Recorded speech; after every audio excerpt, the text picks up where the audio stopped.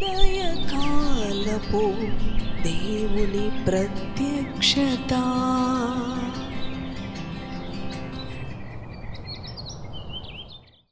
Praise the lord, హల్లెలూయా.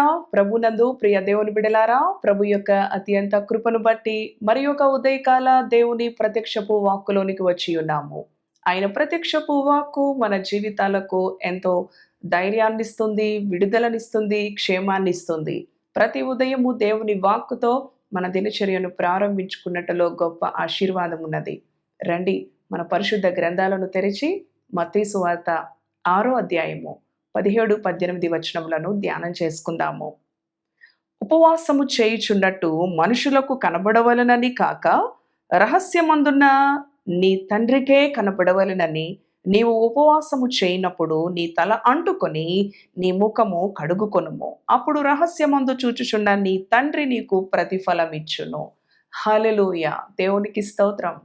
ప్రియ దేవుని బిడ్డలారా, దేవుని యొక్క వాక్యం సెలవిస్తూ ఉన్నది కదా, మనుషులకు కనబడవలనని కాక రహస్యమందు చూస్తున్న నీ తండ్రికే కనబడవలనని నీవు ఉపవాసము చేయాలి. అవును, దేవుని పని ఏది చేసినా కూడా, దేవుని నామ మహిమార్థమై ఏది చేసినా కూడా మనుషులకు కనబడవలనని చేస్తే ఆ మనుషుల వలననే మనకి ప్రతిఫలము దొరుకుతుంది, కానీ దేవుని వలన ఎటువంటి ప్రతిఫలము మనకి దొరకదు.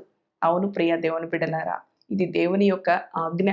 కనుక ఉపవాసము చేయనప్పుడు ఎంతోమంది ఉపవాస దినాల కొరకు, ఉపవాస ప్రార్థనల కొరకు సిద్ధపడుతున్న ఈ యొక్క మాసములో ప్రభు మనతో మాట్లాడుతూ ఉన్నాడు. కనుక మనుషులకు కనబడవలనని వేషధారుల వలె మీ ముఖములు వికారము చేసుకొనక, దుఃఖముఖంగా ఉండక, అవును మీ తండ్రికే కనబడవలనని, రహస్యమందు చూస్తున్న నీ తండ్రి నీకు ప్రతిఫలం ఇచ్చే విధంగా నీవు ఉపవాసము చేయాలని ప్రభువు చెప్తూ ఉన్నాడు. ప్రియ దేవుని బిడ్డ, తద్వారా ఆయన నీకు గొప్ప ప్రతిఫలం ఇచ్చే దేవుడు. మనుషులకు కనబడవలనని చేస్తే మనుషుల యొక్క మెప్పు కొరకు, మనుషుల యొక్క ఘనత కొరకు, మనుషుల యొక్క సంతోషం కొరకు మన ఉపవాసమును, అవును వారికి కనబడే విధంగా మనము చూడండి, అలాంటి ప్రదర్శన చేస్తే ప్రభు ద్వారా ఎలాంటి ఆశీర్వాదము, ఎలాంటి కార్యాలు కూడా మనము చూడలేము. ప్రియ దేవుని బిడ్డలారా, యోదే కాలం ప్రభు అంటున్నాడు కదా, అప్పుడు రహస్యమందు చూచుచున్న నీ తండ్రి నీకు ప్రతిఫలమిస్తాడు. రహస్యమందు చూస్తున్న మన తండ్రి ద్వారా మనము ప్రతిఫలము పొందుకున్నప్పుడు మన జీవితాలు ఎంతో సంతోషముతోనూ, ఎంతో శక్తివంతంగాను, దేవునికి మహిమకరంగాను, నెమ్మదికరంగాను మన జీవితాలు ఉంటాయి. ప్రియ దేవుని బిడ్డలారా, కనుక ఉపవాస దినములను ఎప్పుడు మనము చేసినప్పటికీ కూడా ఎన్నోసార్లు మన కుటుంబాల్లో శోధనలు అధికమవటం వలన, శ్రమలు అధికమవటం వలన, పరిస్థితులను బట్టి ఉపవాసము ఉండట మంచిది. ఎందుకంటే ప్రభువు కూడా చెప్పాడు, కొన్ని పరిస్థితులు, క్లిష్ట పరిస్థితులు, కఠిన పరిస్థితులు, జటిలంగా ఉన్న పరిస్థితులు సాధారణ ప్రార్థనతో మనము పొందుకోలేము విడుదలను.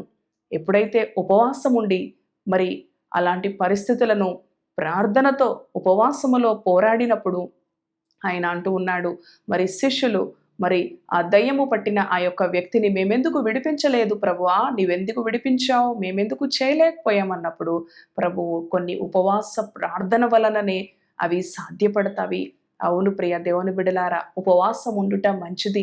మన కుటుంబంలో ఒకవేళ శోధనలు అధికమవుతున్నాయా, అనారోగ్య పరిస్థితులు, ఆర్థిక పరిస్థితులు, సమాధానం లేని పరిస్థితులు, గొడవలు, నెమ్మది లేని చీకటి అనుభవాలు ఒకవేళ అలుముకున్నట్లయితే మనము ఉపవాస ప్రార్థన కలిగి ఉండుట మంచిది. అది మనకు ఆశీర్వాదకరం, మనకి ఆరోగ్యకరం. కనుక దేవుని వాక్యము తెలియచేసిన రీతిగా ఈ విధమైన ఉపవాస అనుభవము, నేను ఉపవాసం ఉన్నాను అని చాటింపు వేసుకోకుండా, రహస్యమందు చూస్తున్న నీ తండ్రి చూచి నీకు ప్రతిఫలం ఇచ్చే విధంగా నీవు ఉపవాసం ఉండు.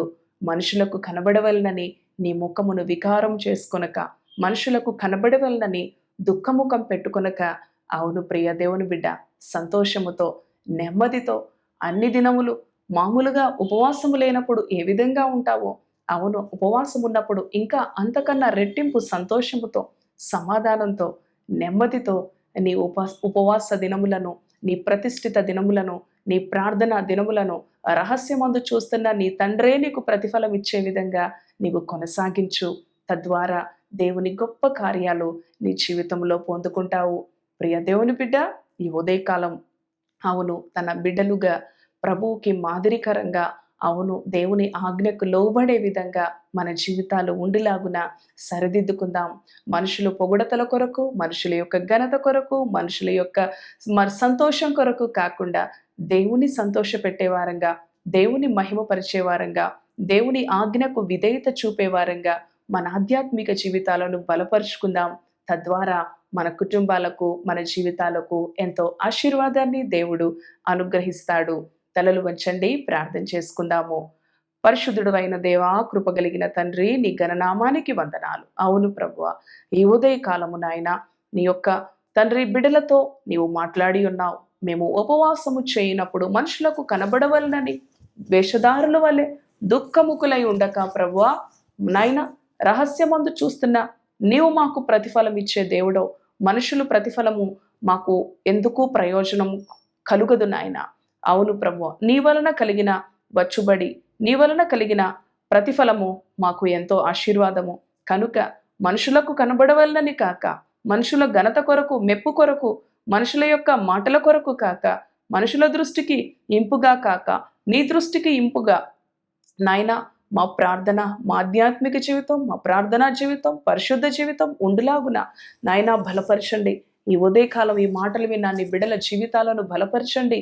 ప్రతి విషయంలో కూడా కుటుంబంలో కలిగిన శోధనలకు, కుటుంబంలో కలిగిన పరిస్థితులకు ఒకవేళ ఉపవాసము ఉన్నట్లయితే అయినను ప్రయోజనం ఎందుకు రావట్లేదు అని ఒకవేళ నీ బిడ్డలు గ్రహించిన వారైతే, అవును ప్రభువా, పరలోకమందు రహస్యమందు చూస్తున్న నీవు మాకు ప్రతిఫలం ఇచ్చే విధంగా నీ బిడ్డలు ఉపవాసము చేయలాగున నీ బిడ్డలను బలపరచండి, ఆశీర్వదించండి ప్రభువా. నీకు స్తోత్రాలు. కొన్ని క్లిష్ట పరిస్థితులు, కొన్ని నష్ట పరిస్థితులు, శోధనలు, శ్రమలు అధికమవటం వలన అవును తండ్రి, ఉపవాస ప్రార్థనతోనే వాటిని మేము విడుదల పొందుకోగలం. వాటి నుంచి మేము నాయన నెమ్మది పొందుకోగలం. వాటి నుంచి మేము స్వస్థత పొందుకోగలం. అవును ప్రభువా, ఉపవాసం ఉండుట మంచిది. నీవు మాకు మాదిరి చూపిన దేవుడవు. అలానే తండ్రి, ఈ ఉపవాస దినాలలో ప్రభువా నీ బిడ్డలు సిద్ధపడుతూ ఉండగా మనుషులకు కనబడవల్లని కాక తండ్రి, మనుషుల యొక్క ప్రతిఫలాన్ని కోరుకోక నీ ఎదుట ప్రతిఫలాన్ని కోరుకునే బిడ్డలుగా ప్రభువా వారు ఉపవాసము చేయలాగున నీ వాక్యపు వెలుగును నీ బిడ్డలను దర్శించినందుకు నీకు కృతజ్ఞతలు. ప్రభువా, ఈ దినము నీ బిడ్డల యొక్క జీవితాలలో నీ కార్యాలను జరిగించండి. వారికి క్షేమము దయచేయి, సమాధానము దయచేయి, నెమ్మది దయచేయి, విడుదల దయచేయి, స్వస్థత దయచేయి. వారి హృదయాలలో, వారి జీవితాలలో ఎల్లప్పుడూ కూడా సంతోషముతో, సమాధానముతో వారి జీవిత దినాలు గడుపులాగున నీ కృపకు, నీ సంరక్షణకు, నీ యొక్క భద్రతకు నీ బిడ్డలను అప్పగించుకుంటూ యేసు నామములో ప్రార్థిస్తున్నాను తండ్రి. Amen. Amen. Praise the lord. God bless you.